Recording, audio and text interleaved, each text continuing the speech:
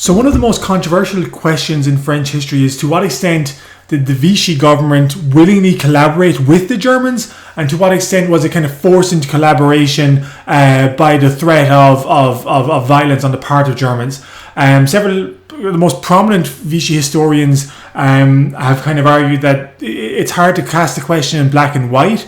It should be addressed as one of more kind of shades of grey. But what I want to discuss in this part of the lecture is just getting a little understanding to what extent the Vichy government did willingly participate in the German war, because there were certainly some members of the government who seemed to kind of go above and beyond in their efforts to assist the Germans in their administration of France. One of the most notorious is Pierre Laval, pictured here. We've come across Laval before. He was actually Prime Minister of France for a period during the 1930s. If you remember back to the just before the Popular Front, Laval was Prime Minister during the Italian invasion of Abyssinia. And Laval in particular seems to have, again, gone out of his way to try and, not just simply create a tolerable existence with the Germans, but to actively try and help the Germans. So Laval was the first prime minister, or I guess the official title was first chief of the government, of the Vichy government, but really there was prime minister. And he seemed to genuinely believe that France's best hope was an acceptance of German conquest of Europe, and for France to kind of actively collaborate in that as a way of establishing itself the kind of the second power in Europe. He talked about possibly having France contribute to the war effort against the United Kingdom, and these are just some anti-English posters that were being circulated in early 1940, 1941. You can see the one on the left. I mean, the anti-English kind of bias here. We have Joan of Arc being burned by, of course, the English. Napoleon, of course, as the great French commander defeated by the English, exiled to St. Helena. And then the French soldier carrying the cross here, the idea being that the English had essentially left the French, abandoned them in 1940. So Laval was probably the most active member of the French government who seemed to take steps to try and help the Germans as best he could. Ironically, the Germans were not particularly interested in collaboration with the French. And what I mean by that is that as far as the Germans were concerned, they already had everything they wanted out of the armistice. The French government was paying a heavy indemnity to the Germans during the course of the war. And they didn't really see any particular value in changing the relationship that already existed. So the Germans were never, especially the hierarchy, were never deeply interested in trying to establish a kind of mutual trust and working relationship with the French.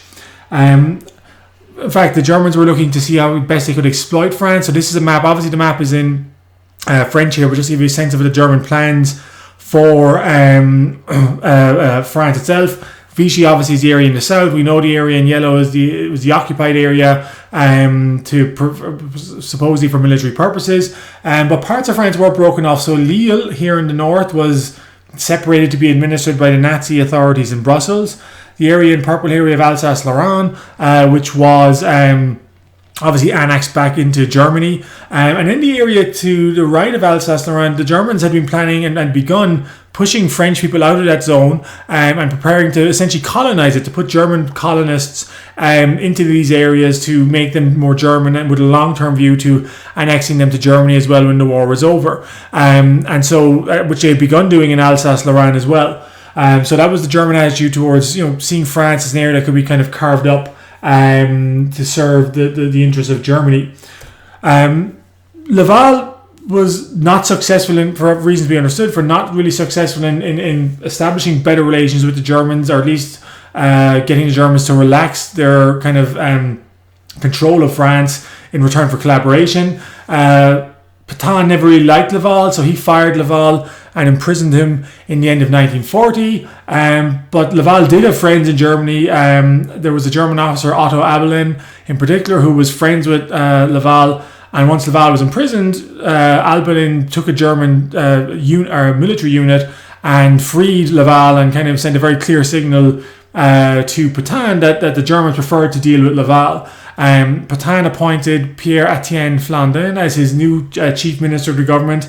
Flandin, you might remember, was one of the Munichois who had telegraphed Hitler to congratulate him on his great triumph at the Munich conference in September 1938. The Germans really didn't work with him at all. They kind of ignored him.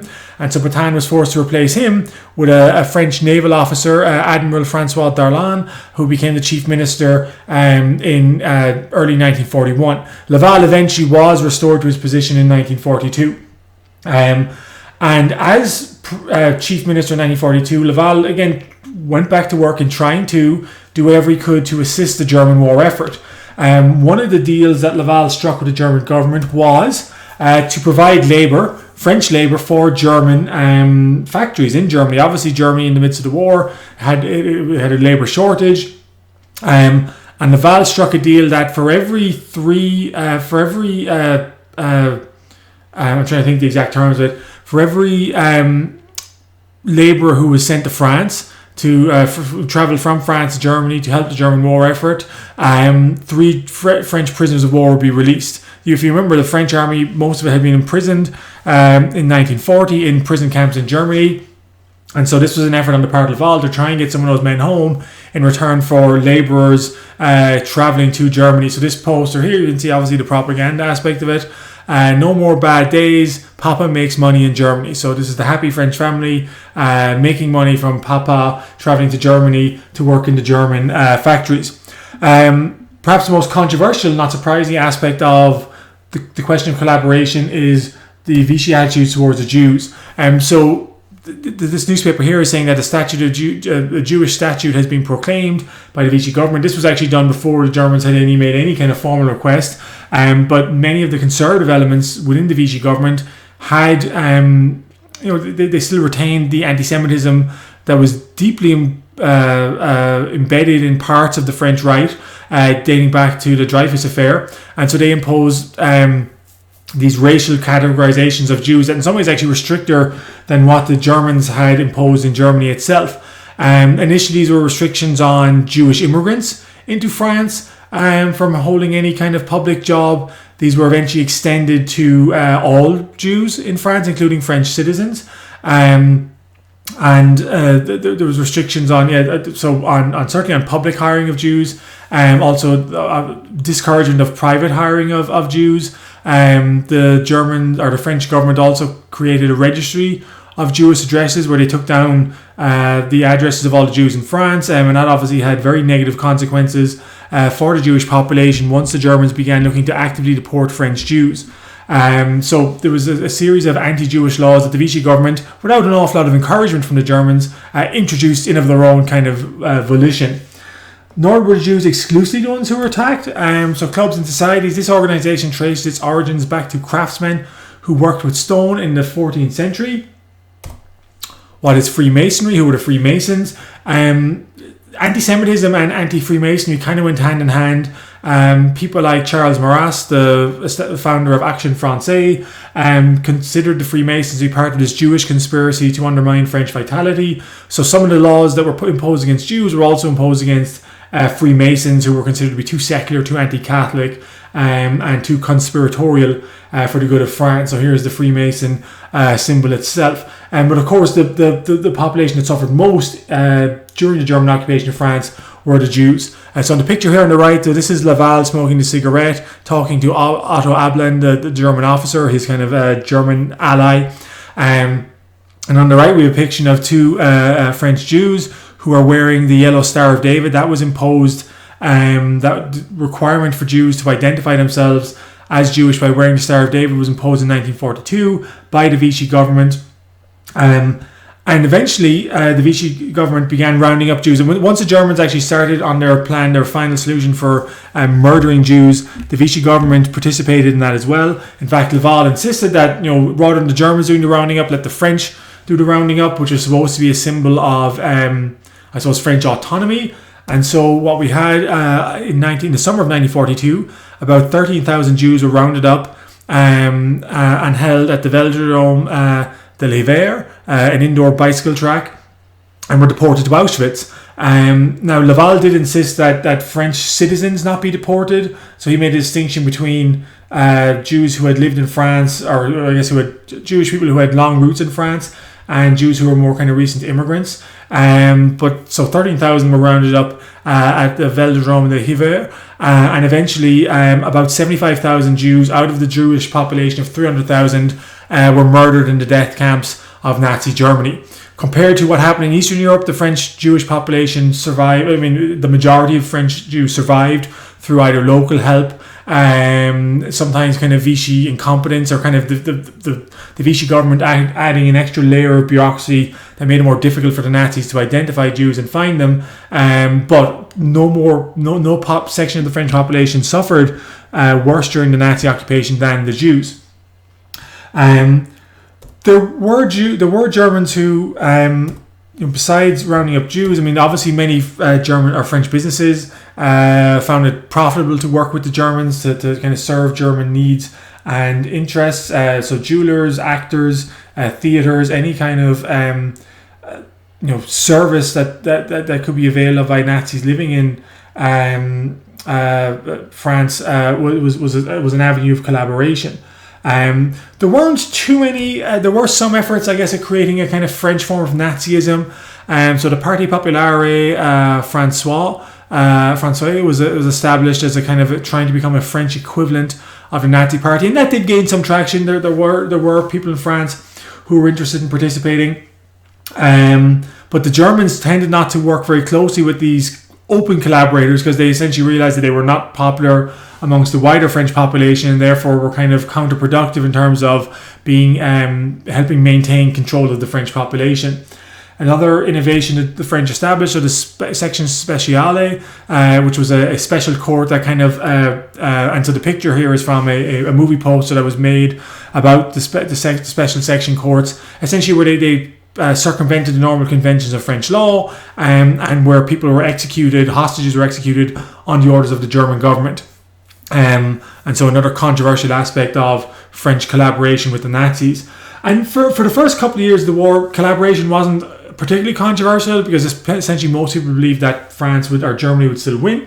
But as the tide of war turned in 1942, as it became clear that actually Germany might not win the war, that in fact it was in danger of losing the war, attitudes began to change. And one example is here we have Operation Torch, which was an American and British invasion of French North Africa, which was technically loyal to the Vichy regime, in November 1942.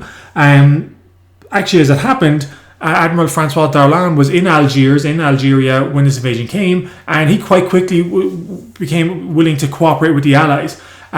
So much so that he agreed to, essentially the Allies recognized him as legitimate French authority in North Africa, even though he was an active member of the Vichy government as well.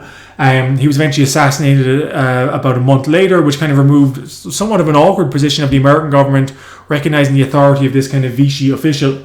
The Nazis were outraged that Darlan had cooperated with the Allies so readily. They then moved in to kind of seize control of the rest of Vichy France. So after November 1942, most of France, or all of France, essentially has been occupied by the Nazis, not just the north anymore.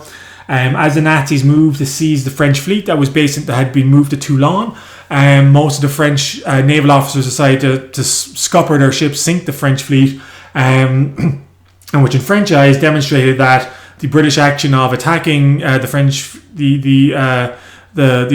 fleet at Mers al-Kepper was unnecessary, that those officers would have prevented the Nazis seizing the fleet as well. So what was life like in France during the occupation? Obviously there was considerable hunger, a great deal of deprivations brought about by rationing, although again compared to, there was no one starved, compared to the suffering suffered elsewhere, things weren't quite so terrible. I have a Jeopardy question for you guys. Philosopher wrote Being in Nothingness in 1943 and won the Nobel Prize for Literature in 1964. The answer is, who is Jean-Paul Sartre? His comment was, the occupation was intolerable and we managed to tolerate it well enough that, yes, for a lot of French people it was uncomfortable. There was some, food was often difficult to find, goods were difficult to find. It was generally uncomfortable, but the government itself the people managed to survive. Sartre himself, his book Being in Nothingness was actually published in 1943, so he was able to live.